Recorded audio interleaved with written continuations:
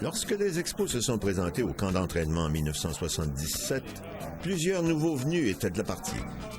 Acquis des Reds de Cincinnati en retour de Woody Fryman et Dale Murray, Tony Perez était le nouveau joueur de premier but de l'équipe. Ce dernier venait de connaître 10 saisons consécutives avec au moins 90 points produits. Les Expos avaient également mis sous contrat un premier joueur autonome, le deuxième but Dave Cash des Phillies de Philadelphie. En ajoutant ces deux vétérans, la direction voulait mieux encadrer les jeunes joueurs de l'équipe, donc Harry Carter et Larry Parrish. Mais le changement le plus important fut sans doute la nomination de Dick Williams au poste de gérant de l'équipe. Dick Williams, c'est une personnalité. D'abord, il avait été un bon gérant ailleurs. On s'était amené à Montréal avec des lettres de créance. C'était une bonne feuille de route. Et Williams m'impressionnait. C'était un gars autoritaire. Il était autoritaire avec les joueurs, mais il était aussi avec les médias, avec les journalistes. On avait intérêt à lui poser de bonnes questions. Dick Williams a été un bon copain, surtout autour d'une bouteille de scotch. Non, mais c'était un autre qui était très difficile d'approche.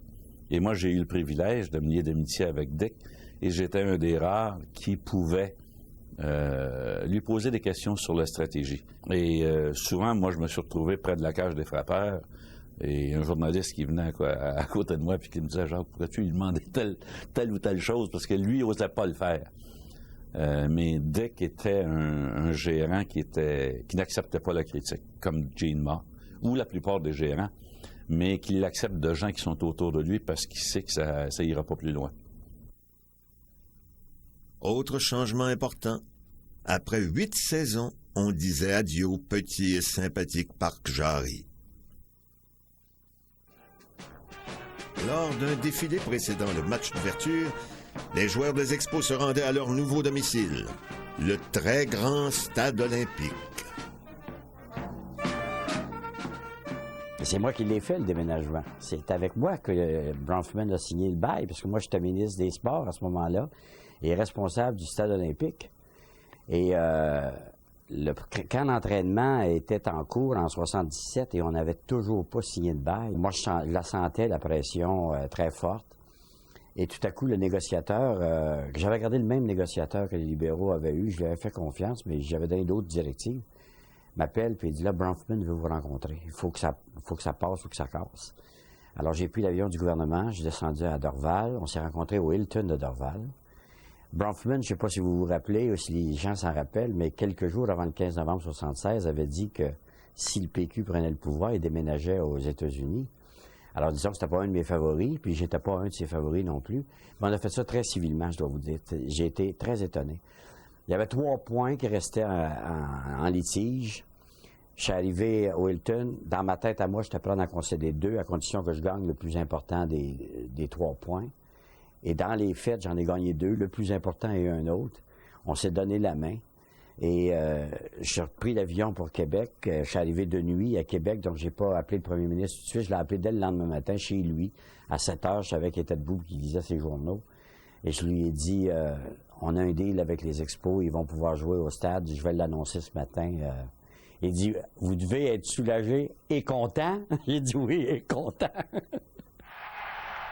C'est donc un vendredi après-midi, le 15 avril 1977, que les Expos faisaient leur entrée au stade olympique devant 57 592 spectateurs.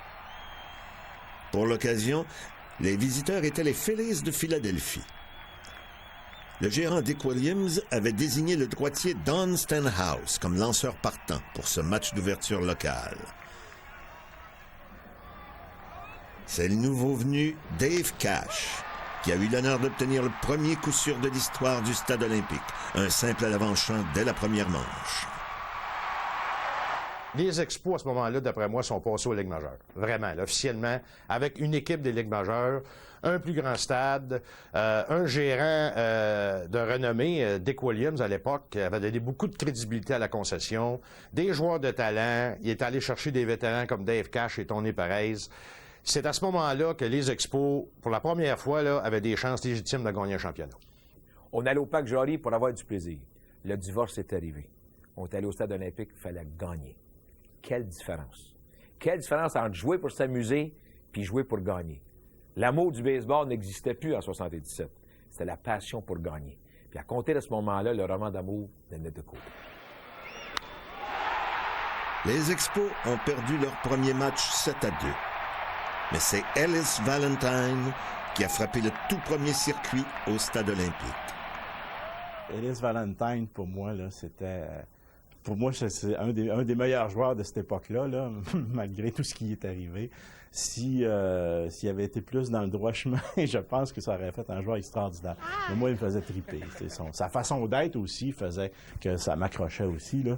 Mais c'est un joueur de grand talent, ça. Ellis Valentine, un voltigeur de 6 pieds et 4 pouces avec un talent exceptionnel, avait fait ses débuts avec les Expos en septembre 75. C'est toutefois en 77 qu'il est devenu le voltigeur de droite régulier de l'équipe. Valentine pouvait tout faire sur un terrain. Il frappait pour la moyenne, il avait de la puissance au bâton et il était rapide. Possiblement le plus beau talent naturel issu de l'organisation des Expos jusque-là. Quel talent brut, quelle bonne personne, un gentilhomme, un gars intéressant, un gars coloré, juste un peu trop fou, là.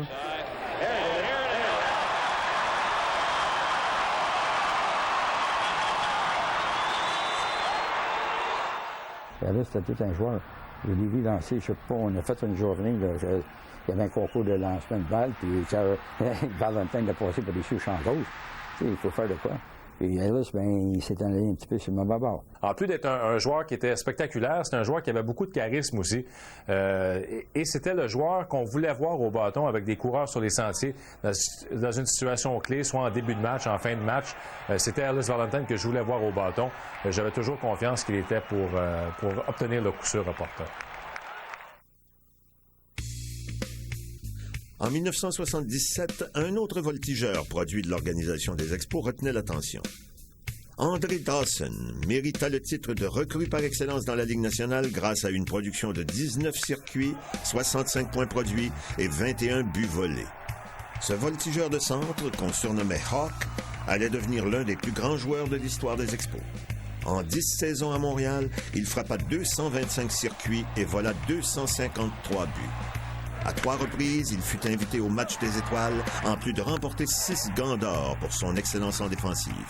Il fut nommé joueur de l'année chez les Expos en 1981 et en 1983, alors qu'il a connu sa meilleure saison. 32 circuits et 113 points produits.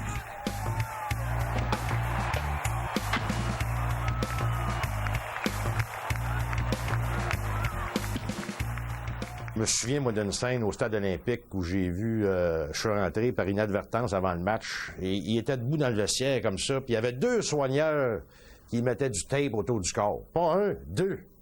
Autour des genoux, puis autour des jambes avant un match. Là, je me disais, tabarouette, il s'en va jouer sur le ciment du Stade olympique. C'était du ciment, là, le gazon qu'il y avait là. Il était là. C'est très rare qu'il ratait un match, puis moi, ça m'impressionnait énormément. Un gars comme Dawson était un très bon joueur de baseball pour les Expos, sauf que je trouve que Dawson, rendu au mois de septembre, ne frappait plus quand c'était le temps. Et ça m'a toujours un petit peu déçu dans le cas d'André Dawson. C'est au Wrigley Field à Chicago, le 24 septembre 1985, que Dawson a connu son meilleur match dans l'uniforme des Expos. Dans une incroyable victoire de 17-15, il frappa 3 circuits, dont 2 dans la même manche. Il termina la rencontre avec 8 points produits, égalant ainsi le record d'équipe. 2 ans plus tard, le Hawk quittait Montréal pour Chicago en tant que joueur autonome.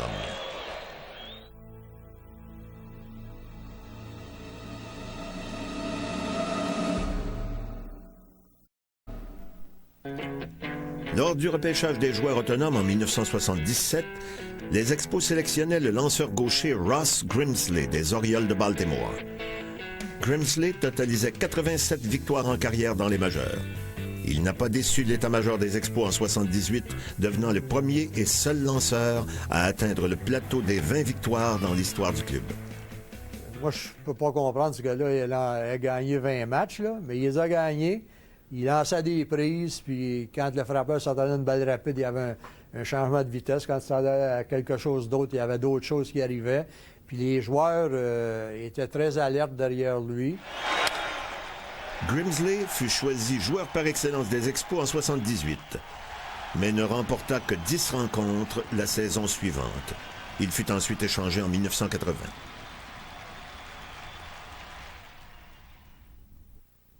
C'est le 20 juillet 1978 que l'un des événements hors terrain les plus mémorables s'est produit. Il impliquait le joueur d'arrêt-court Chris Spire, le directeur gérant Charlie Fox et le lanceur Steve Rogers. On est à Montréal. Je suis dans le bureau de Charlie Fox. Charlie Fox est le directeur gérant. Là, il dit, viens dans le vestiaire. Ben ouais, je vais t'expliquer, puis tu vas voir comment ça marche. Là, il commence à donner des bêtises à Chris Spire. Puis je vois encore Charlie qui donne des bêtises, puis il donne des bêtises. Là, Steve Rogers, qui est le représentant des joueurs, s'approche. Puis il dit à Charlie Fox, « Hey Charlie, mêle toutes tes affaires, puis va-t'en haut. » Oups! Là, Charlie Fox se tourne de bord. Puis tu sais qu'il a dit, je m'étais aperçu que ce qu'il comptait, c'était vrai. Il était réellement de même. Il s'est levé, il dit à Steve, « Steve, c'est pas de tes affaires, là, va-t'en. » Là, Rogers, il dit, « Hey, toi, va-t'en. » Là, Fox, il dit, « Si tu t'approches encore, je vais t'en donner un. » Là, c'est le directeur gérant. Là, je vois encore tout le monde dans le vestiaire. Larry Parrish. On lui fait « Yeah! On a une bataille, directeur gérant. Directeur gérant va se battre. » Tout le monde crie pour la bataille. L'esprit d'équipe là, était pas incroyable.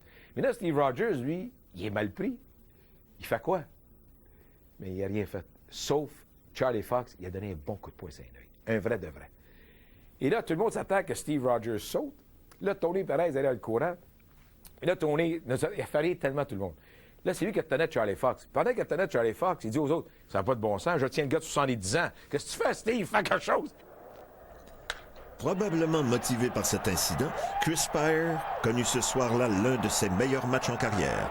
Face aux Braves d'Atlanta, il réalisa le carrousel, c'est-à-dire un simple, un double, un triple et un circuit. Seulement 6 joueurs ont réussi pareil exploit dans l'histoire du club. Même s'il n'était pas reconnu pour son coup de bâton, Spire peut tout de même se vanter d'être le co-détenteur d'un record offensif des Expos. Le 22 septembre 1982, face aux Phillies de Philadelphie, Spire terminait la rencontre avec 8 points produits, établissant du même coup la marque d'équipe. Il a disputé 863 matchs à l'arrêt-court pour les Expos, le plus haut total dans l'histoire de l'équipe à cette position.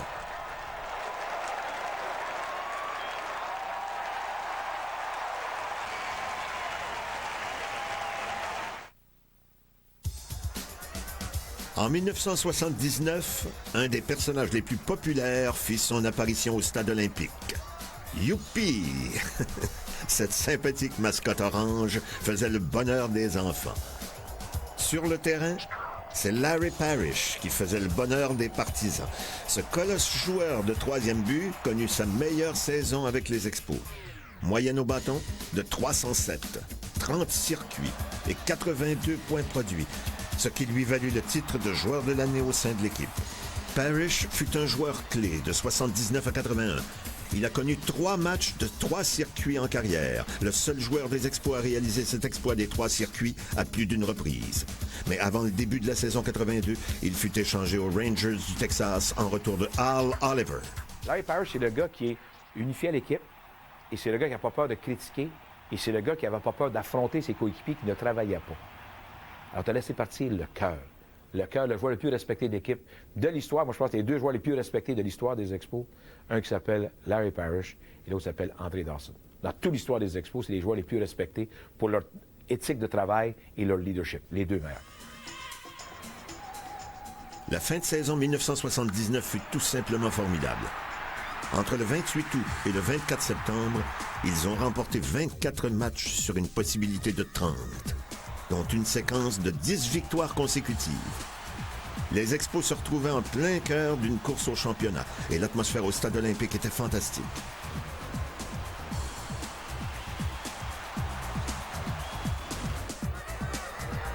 Les Expos se présentaient donc au Three Rivers Stadium à Pittsburgh pour une importante série de 4 matchs face aux Pirates. Avec 7 parties à jouer, les Expos détenaient une mince avance d'un demi-match sur les Pirates au premier rang de la division Est. Comme levé de rideau, les Expos devaient jouer un autre programme double, 8e de l'équipe au mois de septembre. Après avoir divisé les honneurs de ce double, les Pirates disposaient facilement des Expos 10-4 et 10-1 lors des 2 rencontres suivantes. Les Expos accusaient maintenant un retard d'1 match et demi sur les Pirates à la veille du dernier week-end. Je me souviens des matchs contre les Pirates de Pittsburgh où les matchs finissaient tard le soir et lorsque les Expos perdaient, j'avais de la misère à dormir tellement j'étais choqué, tellement j'étais de mauvaise humeur. Et le contraire aussi, je dormais pas quand ils gagnaient parce que c'était le mois de septembre, c'était la course au championnat. Tout le monde était, hey, avec mes amis, c'est de ça qu'on parlait tous les jours. As-tu vu la performance d'un tel? As-tu vu Steve Rogers? As-tu vu Gary Carter? Alors c'était, pour moi, le baseball était plus important que le hockey. C'est donc de retour à domicile face aux Phillies de Philadelphie que la saison 79 allait se jouer. Lors de la rencontre du samedi, c'est un coup sûr de Dave Cash comme frappeur suppléant en fin de 9e qui procurait la victoire aux Expos. Ils étaient toujours en vie. Lors du dernier match de la saison devant plus de 50 000 spectateurs, Steve Rogers avait comme mission de vaincre les Phillies.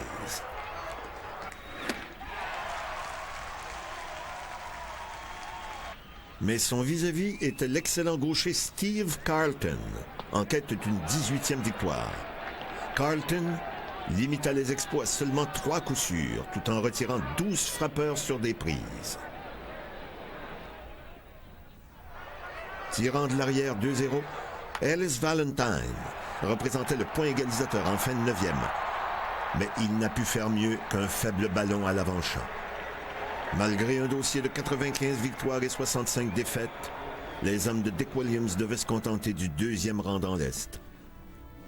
La saison 1979, qui avait procuré tant de joie, autant sur le terrain que dans les gradins, se terminait d'une bien triste façon. La déception était grande. Mais l'avenir semblait prometteur.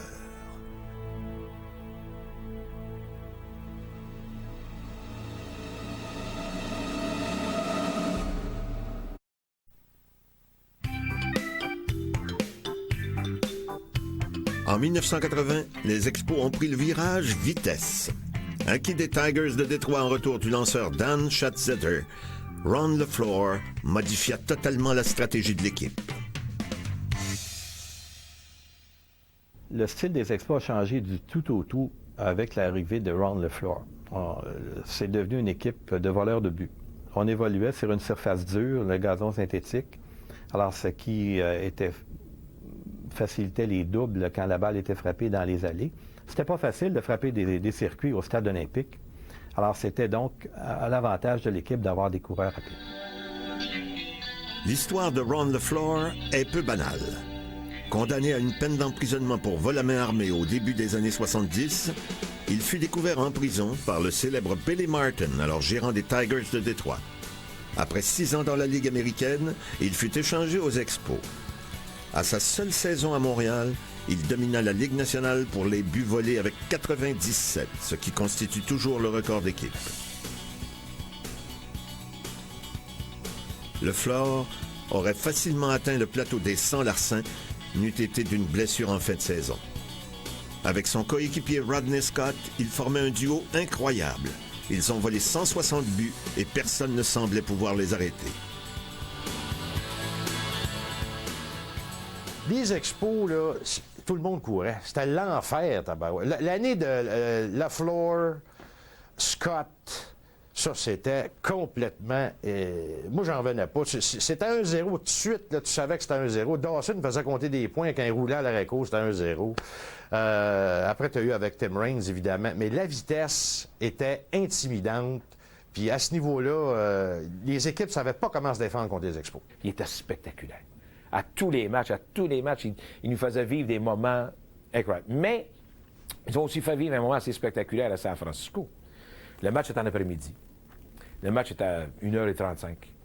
Il est 1h20, 1h25. Là, je suis à San Francisco, puis je lis. 1h30. Dick Williams a encore sa formation partante des mains. Il manque 2 joueurs. Il manque LeFlore et Scott. Ils ne sont pas encore arrivés au stade. Fait que là, l'arbitre derrière le match, c'est Bruce Fleming. Bruce, il dit, Dick, qu'est-ce que tu fais? Mais il dit, Bruce, il manque 2 noms. Oui, il dit, qu'est-ce que tu fais? Ils disent, à quelle heure le match? J'ai 1h35. Oui, mais peux-tu l'avoir tout de suite? Il dit, 1h35. Je ne sais pas où sont mes joueurs. Là, Bruce Fleming, il dit, t'es pas sérieux? Il dit, je ne sais pas où ils sont. 1h33, qu'est-ce qui arrive en surlutant nos 2 joueurs? Dick, il dit, bon, on insère les 2 gars, et on volé des buts, puis on gagné. Il était de même. Il était de même. Le 10 septembre 1980, au Stade olympique, un jeune lanceur recru de 21 ans inscrivait son nom dans le livre des records du baseball majeur. À seulement son 15e départ en carrière, Bill Gullickson retira 18 frappeurs des Cubs de Chicago sur des prises. Ce total représente le plus grand nombre de retraits au bâton par un lanceur des Expos et il fut également détenteur du record du baseball majeur pour un lanceur recru jusqu'en 1998. Premier choix des Expos en juin 1977, Gullickson a terminé son année recrue avec une fiche de 10 gains et 5 revers. En 6 saisons avec les Expos, il compila un dossier de 72 victoires contre 61 défaites, connaissant sa meilleure saison en 1983 alors qu'il remporta 17 matchs. Avant le début de la saison 86, il fut échangé aux Reds de Cincinnati. Le 26 septembre 1980, les Expos se retrouvaient à un demi-match des Phillies de Philadelphie et du premier rang. Les deux équipes devaient s'affronter 6 fois au cours des 10 derniers jours de la campagne. C'est devant les bruyants partisans des Phillies qu'on disputa la première rencontre. Alors, je me souviens encore, je suis assis dans la cuisine avec une petite radio portative, une petite radio noire portative, et j'écoute le match à la radio. Et là, on est au Veterans Stadium de Philadelphie. C'est l'égalité 1-1. On garde Palmer au monticule en fin de 9e manche. Le premier frappeur, c'est Bake McBride. Et McBride frappe un circuit en flèche dans la droite, dans l'enclos des releveurs, justement, au champ droit, pour la victoire de 2-1 des Phillies. Je pense que les Expos, à ce moment-là, tombaient à un match ou à 2 matchs de la tête et du premier rang. Et malheureusement, c'est le dernier match que j'ai écouté sur cette petite radio parce qu'elle a frappé le mur de la cuisine assez rapidement. Alors, à partir du lendemain, je devais me trouver d'autres moyens d'écouter les Expos. Les Phillies croyaient bien avoir donné le coup de grâce aux Expos à la suite de cette victoire dramatique. Mais les Montréalais, avec en tête Gary Carter, n'avaient pas l'intention de lancer la serviette aussi vite. Au cours des 2 matchs suivants, le receveur des Expos dirigea l'attaque de l'équipe en faisant marquer 5 points à l'aide de 3 coups de circuit.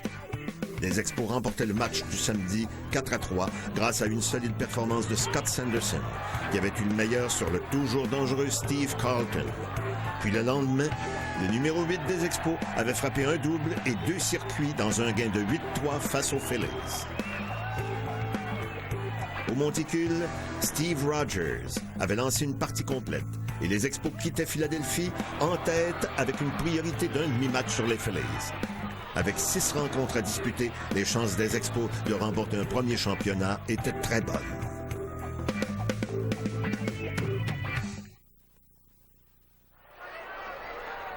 Après avoir rejoint les Expos au premier rang, les Phillies se présentaient au Stade olympique pour une série de 3 matchs. L'équipe qui en gagnerait 2 serait donc couronnée championne de la division Est. Après avoir vu les Phillies remporter le premier match, les Expos devaient absolument remporter les 2 suivants afin d'accéder aux séries d'après-saison.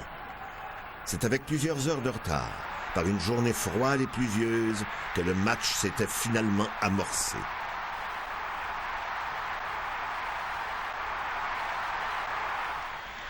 En 3e manche, le voltigeur réserviste Jerry White donnait les devants aux Expos avec ce circuit bon pour 2 points dans la droite. Les Expos menaient 2-0 au grand plaisir des 50 000 spectateurs au stade. En 7e manche, c'était l'égalité 3-3 lorsque Rodney Scott sema l'hystérie dans le stade avec un double qui permettait aux Expos de prendre les devants par 1 point.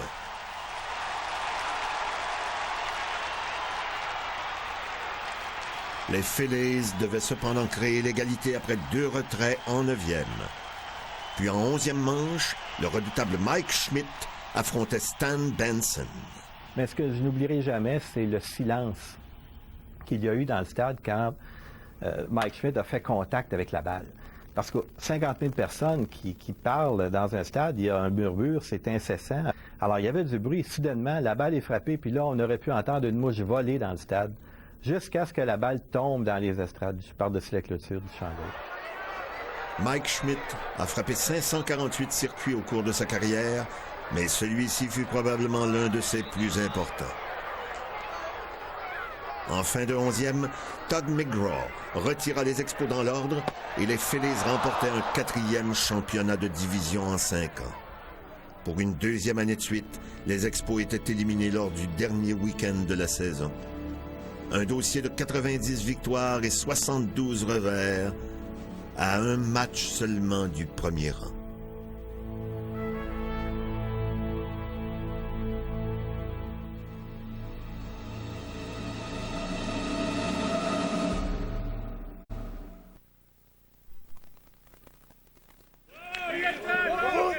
En 1981, un autre marchand de vitesse se joint aux Expos, le voltigeur Tim Raines, champion frappeur au niveau 3A.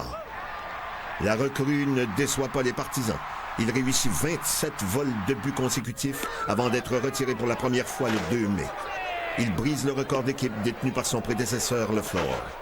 Raines obtient son 50e larcin lors du 55e match de l'équipe et il est en voie de battre tous les records. La seule chose qui peut arrêter Raines est la grève déclenchée par les joueurs.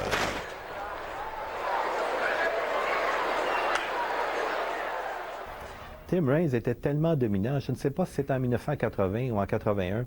Premier match de la saison, on est à Pittsburgh. Il obtient un but sur balle. Il vole le deuxième but, il vole le troisième but. Ensuite, un mauvais lancer, il marque. Rodney Scott était encore au bâton, c'était déjà 1-0 pour les Expos. Alors, c'était le genre de joueur qu'était Tim Raines. Au bâton, Raines n'était pas vilain non plus. Le frappeur ambidextre termina son année recrue avec une moyenne de 304. Il remporta le championnat des frappeurs dans la nationale en 1986 avec une moyenne de 334. Il est également le meneur de tous les temps chez les Expos pour les points marqués, les simples, les triples, les buts sur balle et bien sûr les buts volés avec 635. Il est passé de premier frappeur à troisième frappeur, même quatrième frappeur dans l'histoire des Expos. C'était rendu le joueur clé de l'équipe jusqu'au moment où on l'a échangé aux White Sox de Chicago. Alors, quand on regarde la carrière de Tim Raines, c'est un des plus grands joueurs de l'histoire du baseball majeur. Peut-être après Ricky Henderson, le deuxième meilleur premier frappeur de l'histoire des Ligues majeures. Et on a été choyés de l'avoir à Montréal.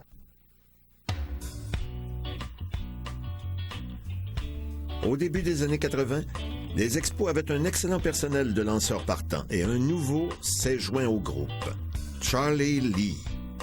Un grand droitier de 6 pieds 4 pouces, Lee remporta 16 victoires en 83 et il fut le lanceur partant pour la nationale lors du match des étoiles en 1984 à San Francisco. Malheureusement, sa carrière fut de courte durée en raison d'une blessure à l'épaule droite.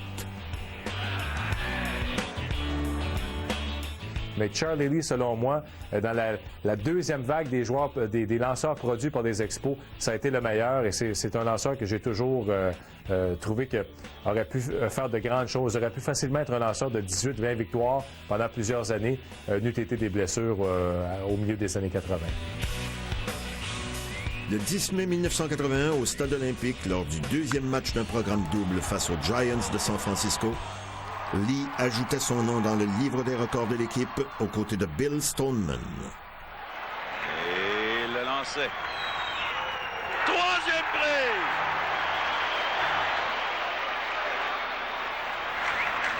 Et le lancer. Balle frappée vers le centre. Dawson est là. Il attend la balle, la cape. Et ça y est, tout le monde là, se rue au monticule pour souligner l'exploit de Charlie Lee, un match sans point d'écosure. Un mois plus tard, le 11 juin, avec Steve Rogers au monticule, les Expos blanchissaient les Braves d'Atlanta 7-0 au Stade olympique.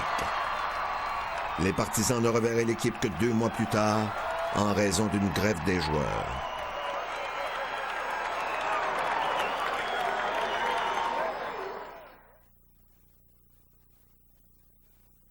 Le 8 septembre 1981, surprise, alors que les Expos congédient le gérant Dick Williams et le remplacent par Jim Fanning, qui n'a aucune expérience comme entraîneur-chef dans les majeurs. Les joueurs qui connaissaient Fanning depuis quelque temps, notamment Cromartie, puis quelques-uns de ces gars-là, des têtes, des bons joueurs, eux autres trouvaient ça que c'était ridicule. Un bonhomme aux cheveux gris dans la fin de la cinquantaine, d'aller sur le terrain comme gérant, puis il n'a jamais géré d'un majeur, puis il a joué juste un petit peu d'un majeur, puis les autres trouvaient ça ridicule. On aura beau dire que Jim Fanning commettait des erreurs, mais il reste que c'était un gars enthousiaste. Et les joueurs ont peut-être pris les choses en main avec Fanning, mais il y a eu comme une chimie qui s'est créée, et puis ils ont fini par l'emporter dans la deuxième moitié. Le 2 octobre 1981, les Expos se présentaient au stade Shea à New York avec une priorité d'un demi-match au premier rang, avec 3 rencontres à jouer. Warren Cromartie, procurait les devants aux Expos avec ce circuit en troisième manche.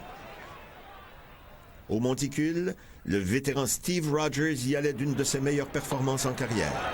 En 9 manches, Rogers concédait seulement 2 simples aux frappeurs des Mets tout en retirant 9 frappeurs sur des prises.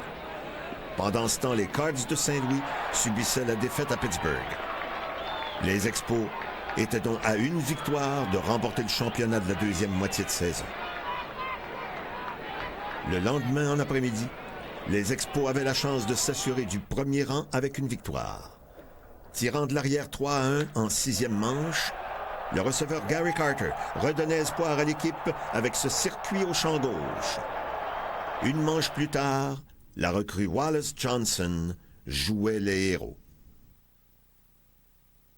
Balle frappée dans l'allée à droite et cette balle va tomber en lieu sûr pour aller à la clôture. 2 points vont marquer pendant que Johnson est en course vers le 3e. Et les Expos prennent les devants 4-3. Le meilleur match que j'ai vu dans l'histoire des Expos, c'était le samedi 3 octobre 1981. C'était en même temps un petit peu un cadeau de fête. Moi, j'ai vu ça comme un cadeau de fête parce que c'était le jour de mon 17e anniversaire de naissance, le 3 octobre 81. Et c'est lorsque les Expos ont finalement gagné un premier championnat en remportant le titre de deuxième moitié. C'était une victoire contre les Mets de New York. Les Mets n'étaient plus dans la course, mais les Expos devaient quand même gagner ce match-là. Voici le signal de Carter. Reardon est prêt. Le lancer, balle retroussée vers la gauche. Et il saisit la balle. Les Expos ont gagné le championnat de la deuxième saison et c'est l'euphorie sur le terrain. Tout le monde qui s'étreint là. Les gens qui étaient dans l'entour des releveurs, ça sent bien, on va faire sauter le bouchon de champagne dans quelques instants et félicitations à tout le monde.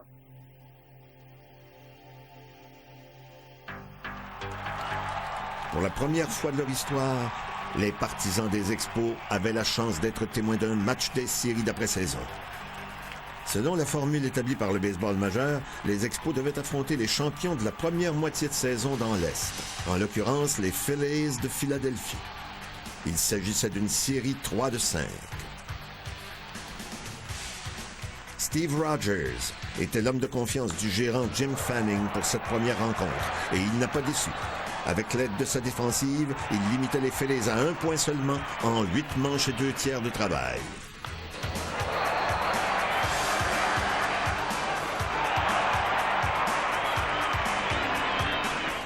Face à l'excellent gaucher Steve Carlton, les Expos prenaient les devants grâce à ce double de Chris Spire. 2-1, Montréal.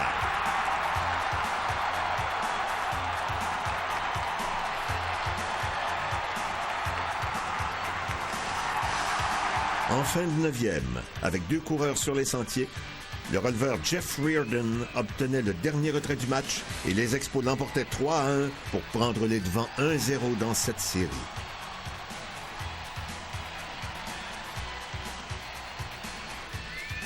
Le lendemain, c'était au tour de Bill Gullickson de s'illustrer au monticule.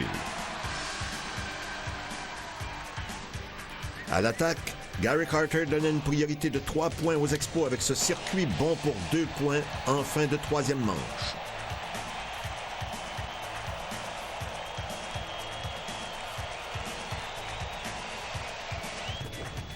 Pour une 2e rencontre de suite, Jeff Reardon obtenait le sauvetage et les Expos disposaient des Phillies 3-1 pour ainsi mener la série 2-0.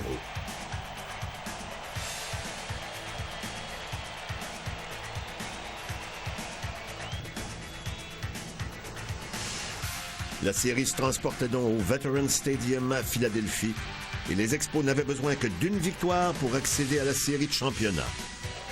Mais les Phillies n'avaient pas dit leur dernier mot.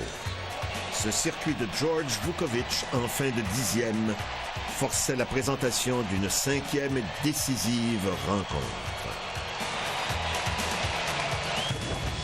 Et là, on se disait, bon, ben là, dimanche, c'est le match décisif. Et c'est à nouveau un duel entre Steve Carlton et Steve Rogers. Et Rogers avait battu Carlton dans le premier match de la série. Donc, on croyait plus ou moins aux chances que Rogers soit en mesure de battre encore Carlton une 2e fois en 5 jours ou en 6 jours. Et cette fois au Veterans Stadium de Philadelphie. Ce n'est pas uniquement au monticule que Rogers a eu le meilleur sur Carlton, mais également au bâton, produisant 2 points à l'aide de 2 coups sûrs. Rogers y allait d'une autre brillante performance, digne d'un partant numéro 1. En 9 manches de travail, il éparpillait 6 simples en route vers la victoire et un autre jeu blanc. Encore plus impressionnant, Rogers battait les Phillies pour une 4e fois en 5 départs. Les Expos remportaient cette série de division grâce à un gain de 3-0. Et c'était la fête sur le terrain à Philadelphie. Prochains adversaires, les Dodgers de Los Angeles.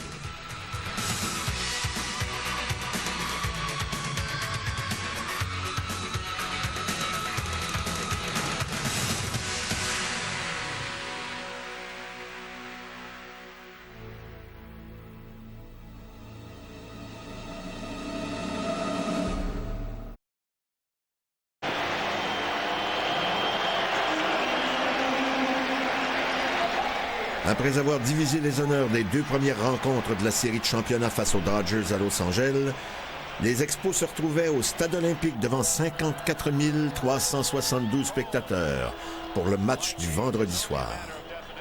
Pour les Expos, le lanceur partant était Steve Rogers. Il était confronté au gaucher Jerry Royce des Dodgers. Tirant de l'arrière 1-0, Montréal crée l'égalité sur ce simple de Larry Parrish après 2 retraits en fin de 6e manche.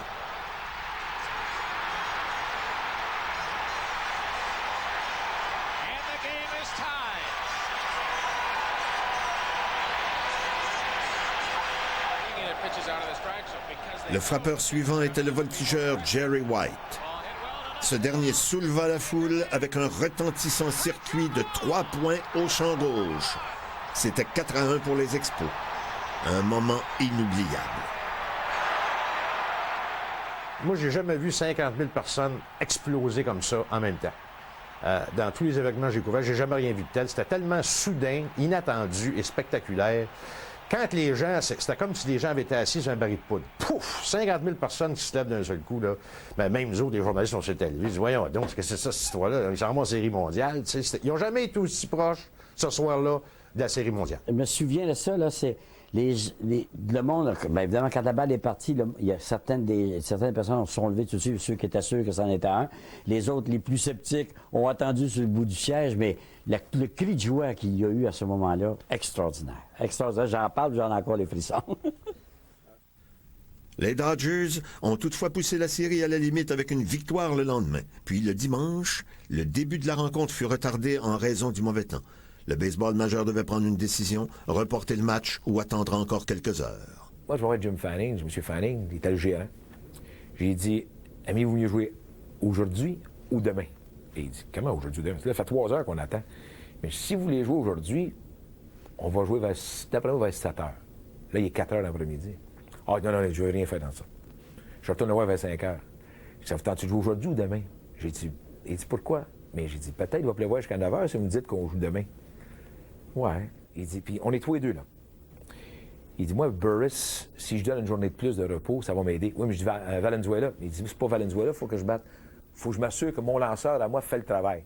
Puis Ray Burris était son numéro 1. Il a bien lancé face aux Dodgers dans le premier match. Il dit, c'est mon numéro 1. Une journée de plus pour Burris, ça va porter fruit. Il avait raison. Parce que Burris a lancé tout un match le lendemain. Alors, je dis, OK. Il dit, tu vas arranger ça? Je dis, soyez pas inquiète. Je vais voir John McKay. McKay dit, je veux rien savoir de ça, mais fais ce que tu veux. Ça va bien, hein? Je veux rien savoir, mais fais ce que tu veux. Fais ce que tu veux. On a joué le lendemain. Je suis allé voir le président de la Ligue. J'ai dit, monsieur Fini, j'ai dit, annonce le puits au moins jusqu'à 9 heures. Mais avant ça, j'ai appelé avec le gars qui était responsable à Dorval des rapports de la météo. J'avais dit, là, Chubb Fini va t'appeler, dis-y jusqu'à 9 heures. Il dit, Roger, il va arrêter de mouiller, de le voir dans 15 minutes. C'est pas grave. C'est pas grave. Chubb Fini prend le téléphone. Le gars, il dit, on a au moins jusqu'à 9 heures. Il ferme la ligne, arrête le match. 15 minutes plus tard. Plus. C'est donc le lundi en après-midi que les Expos disputaient le 5e et ultime match face aux Dodgers. En même temps, il y avait une négociation constitutionnelle très serrée avec Pierre-Éliott Trudeau et René Lévesque et les autres premiers ministres. Et il y avait une réunion prévue à Montréal ces jours-là. Moi, j'étais déchiré à assister à la conférence Et manquer le 5e match, je trouvais que ça n'avait aucun sens. Alors, m'est arrivé la petite idée de génie de proposer à M. Lévesque, je dis, écoutez, les premiers ministres, il faudrait les flatter dans le sens du poil. Si vous voulez, on négocie en matin, on arrête dans l'après-midi, on les amène au baseball dans la loge de la RIO et on reprend la négociation le soir. M. Lévesque me regarde et dit, je pense que vous avez un plan derrière la tête. C'est pas tout à fait honnête, votre proposition. Mais j'ai dit, je veux y aller. Et c'est ce qu'on a fait. Le droitier Ray Burris, qui avait blanchi les Dodgers lors du deuxième match, était le lanceur partant. Les Expos menacent dès la fin de la première manche. Tim Raines frappe un double dans la gauche. Rodney Scott le pousse au troisième à l'aide d'un amorti.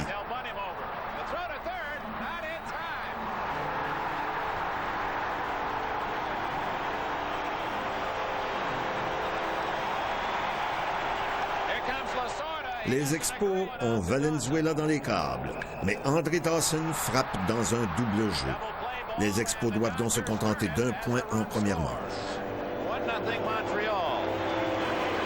Moi, ce qui me frappe dans cette série de championnats, c'est le double jeu dans lequel André Dawson a frappé en première manche. Les Expos avaient Valenzuela dans les câbles. Déjà, Tommy Lasorda réchauffait un releveur dans l'enclos. Un coup sûr.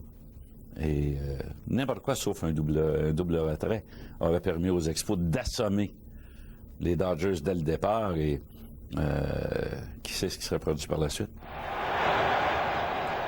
En début de cinquième, les Dodgers menacent à leur tour avec deux coureurs en position de marquer. Le lanceur Valenzuela permet aux siens de créer l'égalité à l'aide de ce roulant à l'avant-champ.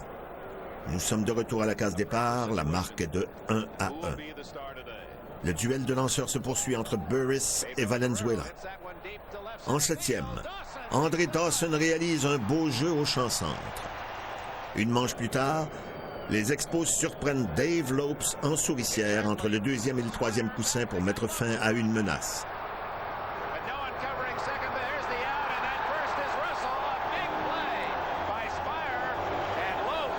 En début de neuvième manche, le gérant Jim Fanning prend une décision qui encore aujourd'hui alimente les conversations. Celle d'utiliser son meilleur lanceur partant, Steve Rogers, en relève pour la première fois de la saison. C'est facile à le blâmer par la suite. Ben, moi, j'aurais fait la même affaire parce que Rogers était dans sa bulle depuis un mois. Il était le meilleur lanceur de la Ligue nationale. C'est sûr que c'était pas un gars habitué au rôle de releveur, mais il lançait tellement bien que ça tentait de prendre une chance. De toute façon, Reardon n'était pas vraiment disponible. Après avoir retiré les deux premiers frappeurs, Rogers devait négocier avec Rick Monday.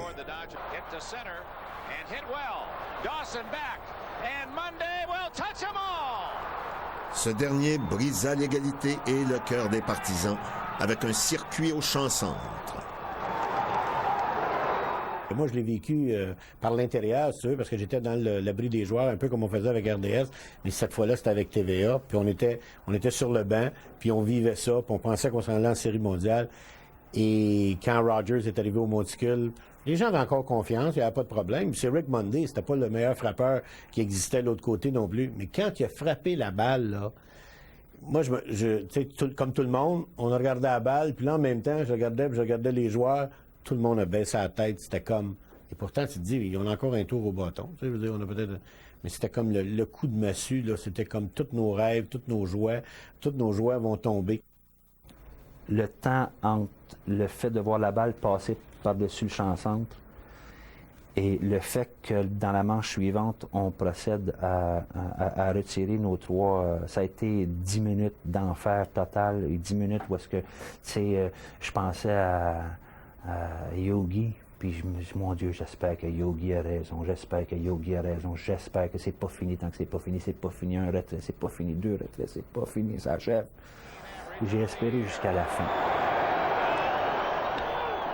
Les Expos ont placé deux coureurs sur les sentiers en fin de neuvième. Mais Jerry White frappa un roulant au deuxième but pour le dernier retrait de la rencontre. Le rêve était terminé. Les Expos ne participeraient pas à la Série mondiale face aux Yankees de New York.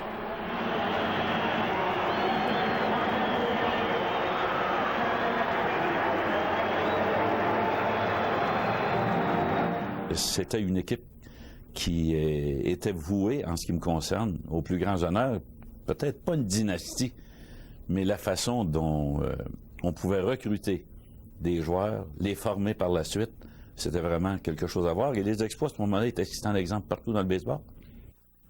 Quelques années plus tard, dans sa biographie intitulée « No More Mr. Nice Guy », le gérant Dick Williams avait déclaré que la drogue avait coûté quelques championnats aux Expos. Il y en a qui disent que c'est la drogue. Moi, j'ai trouvé un petit peu de misère avec ça parce que la drogue, il y en avait partout dans le baseball à ce moment-là, pas plus à Montréal qu'ailleurs. D'ailleurs, il y a des années que l'équipe qui gagnait devant les Expos avait plus de drogués que les Expos. Je vois pas le problème. Tout le monde était à dos à peu près dans ce temps-là. On avait un gros handicap. On n'avait pas de toit. Mais là, quand vous arrivez au mois de septembre, vous avez 9, 10, 11 programmes doubles à jouer, comme ça a été le cas en certaines occasions, où vous avez 22 programmes doubles durant l'année. Comment vous voulez avoir une rotation de lanceurs équilibrée? 5 fois les Expos avaient une chance de se rendre au bout, parce que tu jouais 6-7 programmes doubles au mois de septembre. T'as bien beau de voir. Une année, je pense qu'ils ont 14 programmes doubles. 14 programmes doubles, c'est quoi? C'est divisé. Alors, mettons que tu en as gagné 3. Tu en as 11 que tu as perdu. Tu as 11 matchs là, que tu es en bas de 5. Tu joues 500. Prends juste ça, oublie ça, là. Les programmes doubles ont coûté 5 championnats aux Expos. C'était une équipe qui était axée principalement sur des frappeurs droitiers. Là, je parle de Dawson, de Valentine, de Carter, de Parrish. Puis quand ils affrontaient les bons lanceurs droitiers des Phillies et des Pirates de Pittsburgh, ils se faisaient battre. C'était pas Steve Carlton qui battait les Expos. C'était Larry Christensen, c'était Dick Ruthven, c'était Jim Loneboard à une certaine époque. Pittsburgh, c'était Jim Bebe, c'était Bruce Keeson, c'était Ken Tekulve. C'était tous des lanceurs droitiers qui donnaient de la misère aux Expos. Les Expos avaient besoin d'un frappeur gaucher dans le milieu de la formation, puis ils l'ont jamais obtenu pendant cette période-là.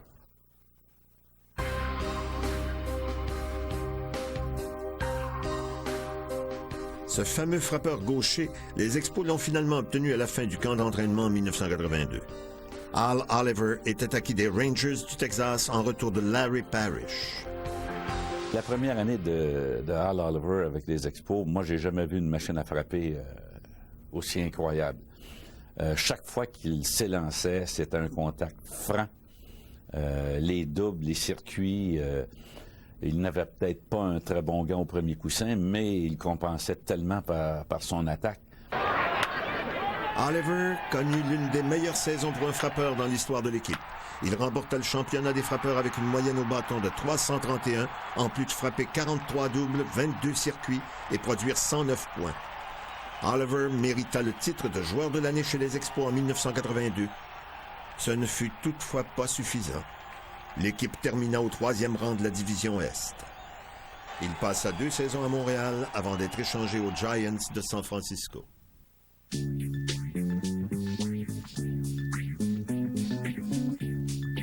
Le 7 décembre 1978, les Expos faisaient l'acquisition du lanceur gaucher Bill Lee des Red Sox de Boston. Surnommé Spaceman, il fut excellent à sa première saison à Montréal. Malgré la présence des Rogers, Sanderson et Grimsley, Lee a terminé au premier rang de l'équipe au chapitre des victoires, compilant un dossier de 16 gains contre 10 échecs en 33 départs. Blessé en 1980, il fut beaucoup moins efficace alors qu'il remporta seulement 4 matchs. C'était un personnage, et puis moi je pense qu'il y avait sa présence était importante dans l'équipe parce qu'il se foutait de tout. Il s'en fichait, il n'avait pas peur de personne. Il allait lancer contre les Pirates, ça ne l'énervait pas. C'était un gars, moi en tout cas, il me faisait bien rire. C'était un gars très amusant, puis c'était un bon lanceur. Au début du mois de mai 1982, Lee quitta l'équipe pendant un match en guise de protestation. Il décida de regarder le reste de la rencontre dans une brasserie près du stade olympique. Les Expos venaient de congédier son meilleur ami au sein de l'équipe, le 2e but Rodney Scott. Le lendemain, la direction lui réserva le même sort. C'est ainsi que devait prendre fin la carrière de ce controversé et très coloré lanceur gaucher.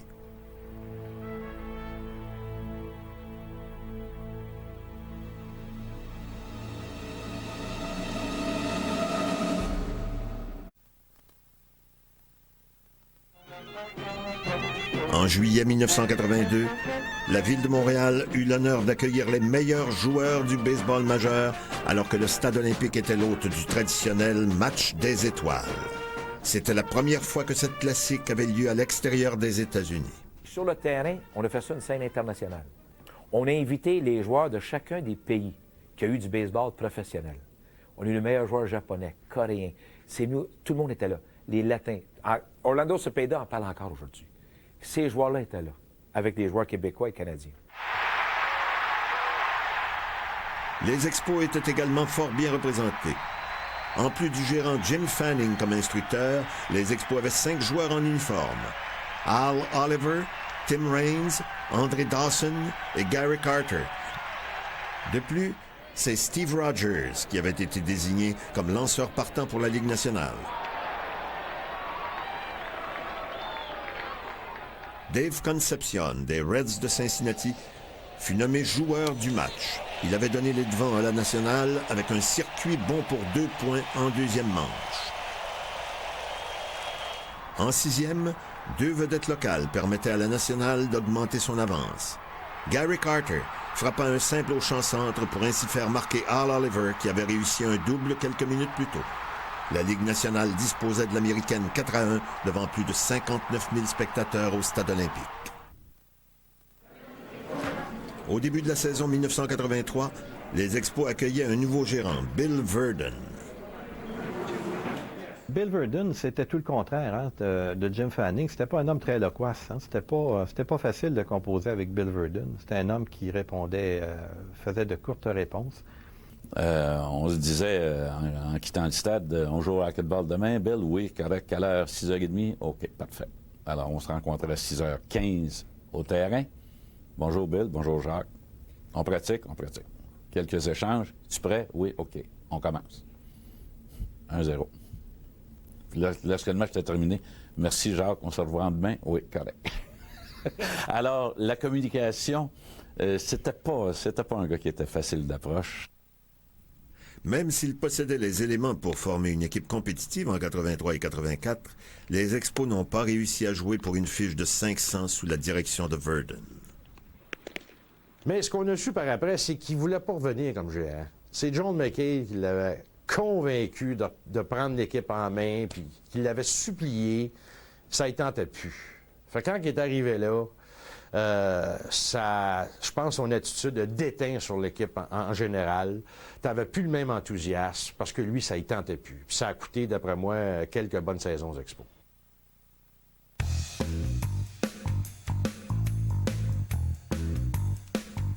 Steve Rogers a fait des débuts impressionnants avec les Expos en 1973. En 17 départs, il a maintenu un dossier de 10 victoires et 5 revers avec une incroyable moyenne de points mérités de 1,54. Il n'y a pas d'équipe. Hey, des années 60, quand il commençait de 72 jusqu'à 79, là, je regrette, puis il trouvait le moyen de gagner. C'est encore pire, il trouvait le moyen de gagner. Steve Rogers, s'il n'avait pas lancé pour les Expos, aurait 250 victoires. Dans le même style de Maddox, là. Rogers fut sans contredit le meilleur lanceur issu de l'organisation des Expos. Choix au repêchage en 1971, il a passé 13 saisons à Montréal. Il est le meneur de tous les temps pour les victoires avec 158, les départs 393, les matchs complets 129, les jeux blancs 37 et les retraits au bâton avec 1621. Il fut invité au match des étoiles à 5 reprises et il a connu sa meilleure saison en 82 avec 19 victoires. Mais son nom sera toujours associé au circuit de Rick Monday. Le circuit accordé à Rick Monday, c'est un grand malheur dans la vie d'un bon lanceur. C'est dommage que ça soit tombé sur lui, mais ça serait bien injuste à l'égard de ce bon lanceur-là qui a vraiment porté l'équipe sur ses épaules. Il qui était l'homme fiable quand je le voyais arriver sur le monticule. S'il y avait une série de défaites, je savais qu'elle arrêterait quand lui arriverait. Moi, j'ai beaucoup aimé Steve Rogers. De 1979 à 1983, les foules se déplaçaient en grand nombre pour aller encourager les Expos. Ils ont attiré plus de 2 millions de spectateurs à 4 reprises. Et à l'époque, un match au stade olympique était un happening.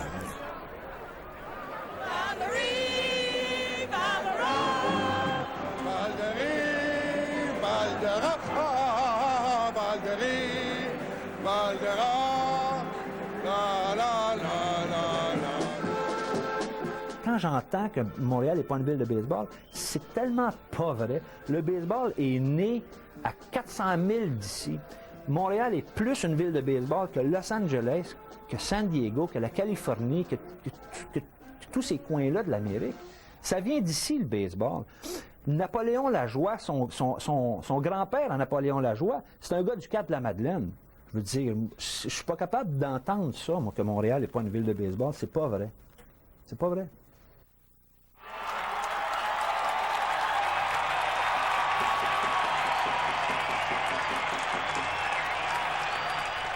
En 1984, les Expos avaient un nouveau premier frappeur, le vétéran Pete Rose, qui s'était joint à l'équipe en tant que joueur autonome. Âgé de 42 ans, Rose avait frappé un double au champ droit aux dépens de Jerry Koosman des Phillies lors du match d'ouverture local. Il devenait seulement le deuxième joueur de l'histoire à atteindre le plateau des 4000 coups sûrs en carrière.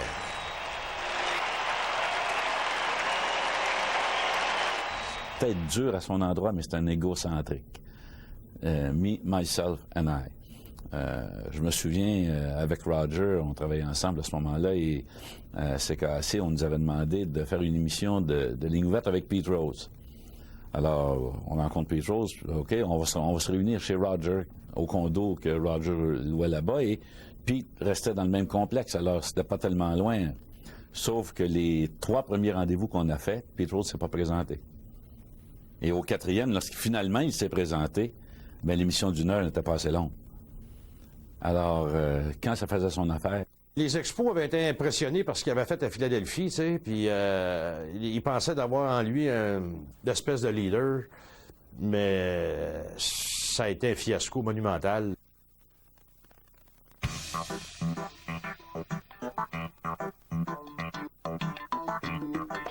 On le surnommait le Kid. Gary Carter jouait au baseball comme un enfant. Il adorait se retrouver sur un terrain de baseball et sa passion pour le sport a fait de lui l'une des figures les plus populaires de l'histoire de l'équipe. Il a vendu du baseball à Montréal. Il était gentil avec les gens, il signait des autographes, il avait un sourire Pepsi aux dents. Les gens aimaient ça, il aimait les gens.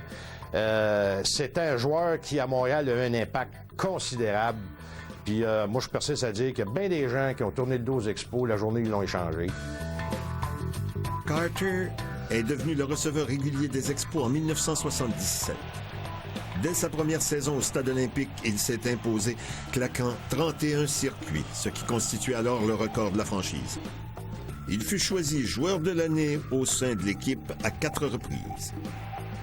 Il a également remporté 3 Gants d'or pour son excellence en défensive au poste de receveur. Carter fut également invité au match des étoiles à 7 reprises, méritant le titre de joueur par excellence du match 2 fois.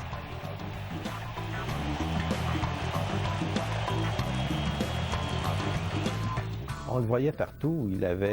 C'était l'homme idéal pour la publicité. Et pour les médias, c'était une perle. Il s'agissait de lui poser une question et puis il pouvait parler pendant 10 minutes.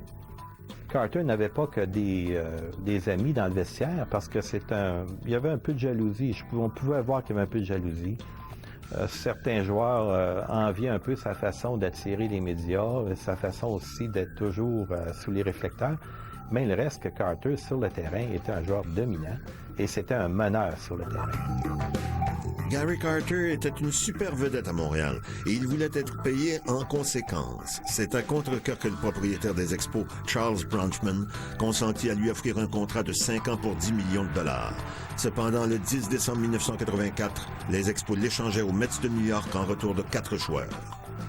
Mais le départ de Carter, a priori, je crois que c'était strictement pour apaiser un petit peu la colère de Charles Bronfman qui ne voyait pas d'un bon œil de donner autant d'argent à un seul joueur. 8 ans plus tard, Carter venait terminer sa carrière dans l'uniforme des Expos. Lors de son dernier match au Stade olympique, il frappait un double par-dessus la tête de son ancien coéquipier André Dawson.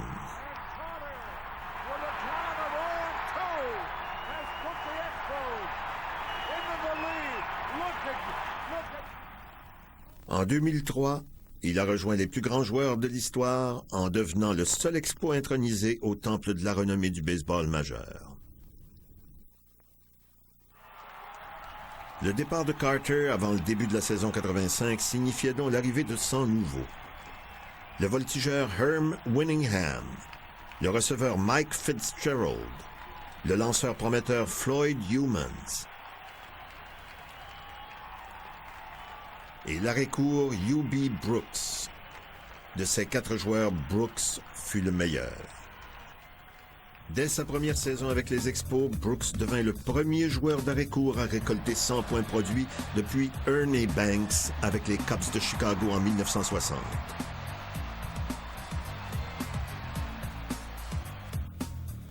Brooks avait d'ailleurs atteint le plateau des 100 points produits lors du dernier match de la saison contre son ancienne équipe, les Mets, au grand plaisir des spectateurs au stade Shea.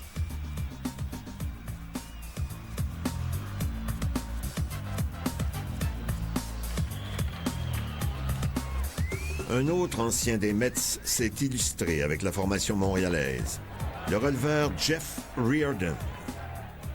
Acquis au mois de mai 1981 en retour du voltigeur Ellis Valentine, Reardon est devenu le premier spécialiste de la courte relève avec les Expos.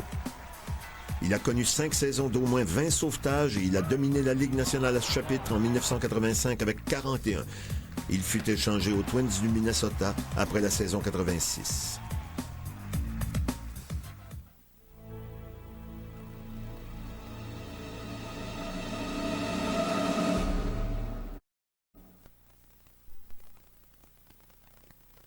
Il y a une année dont on ne parle pas souvent, mais qui a été une année exceptionnelle pour les Expos, parce que les Expos ont eu une très bonne séquence, 78, 79, 80, 81. Ensuite, on est allé dans 93, 94, mais il y a eu 87 aussi.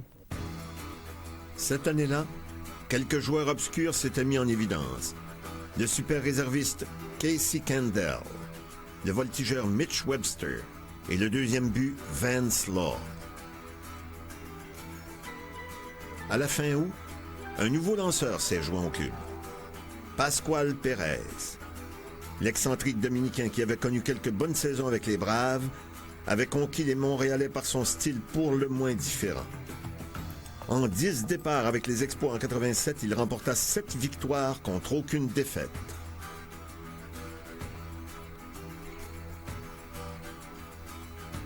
Mais c'est le 3e but Tim Wallach qui a permis aux Expos de connaître une bonne saison. Wallach a établi une marque d'équipe avec 123 points produits, en plus de dominer les majeurs pour les doubles avec 42. Encore plus impressionnant, sa fiche de 56 points produits après 2 retraits. Il fut bien sûr élu joueur de l'année chez les Expos. Wallach a passé 12 saisons à Montréal et il détient les records d'équipe pour le plus grand nombre de matchs, de coups sûrs et de points produits. Il a également remporté 3 gants d'or pour son jeu en défensive. Tim Wallach, c'était un joueur important dans l'équipe. Et c'était un leader. Un leader parce qu'il était toujours là, toujours prêt, et puis rarement blessé. Et c'était aussi quelqu'un qui n'avait pas peur de répondre aux questions. Quand on lui posait une question le moindrement controversée, il n'hésitait pas à répondre. Un des gérants les plus populaires des Expos fut Buck Rogers. Nommé instructeur-chef avant le début de la saison 85, Rogers a mené l'équipe à 520 victoires en un peu plus de 6 saisons. Il devait être congédié en juin 91. Buck Rogers avait une relation père-fils avec les médias. Ça, je n'oublierai jamais. Rogers nous expliquait le baseball. Il nous parlait de la vie aussi.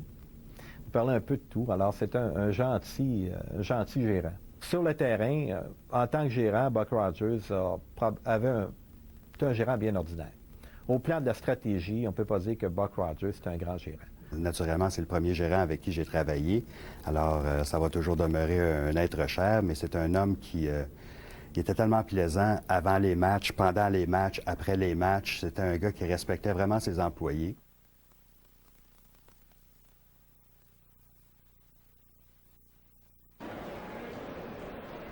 Natif du Venezuela, Andrés Galarraga a fait ses débuts avec les Expos en 1985. Malgré son imposant physique, il était très habile en défensive au premier coussin et c'est pour cette raison qu'on le surnommait le gros chat.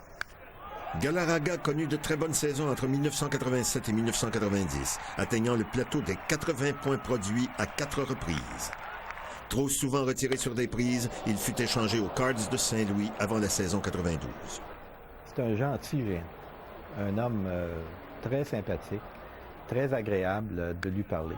Évidemment, Anders Galarraga parlait peu anglais si on arrivait avec les Expos.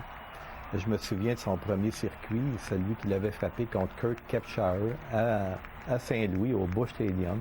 Et là, il m'avait dit, j'avais tenté de comprendre comment il avait fait pour frapper, il m'avait dit « I see the ball good ». Et ça, c'est devenu sa marque de commerce parce que pendant peut-être 2 ou 3 ans, Andrés Galarraga disait toujours, après avoir frappé un circuit, « I see the ball good », je vois bien la balle. Et c'est vrai qu'il la voyait bien, la balle.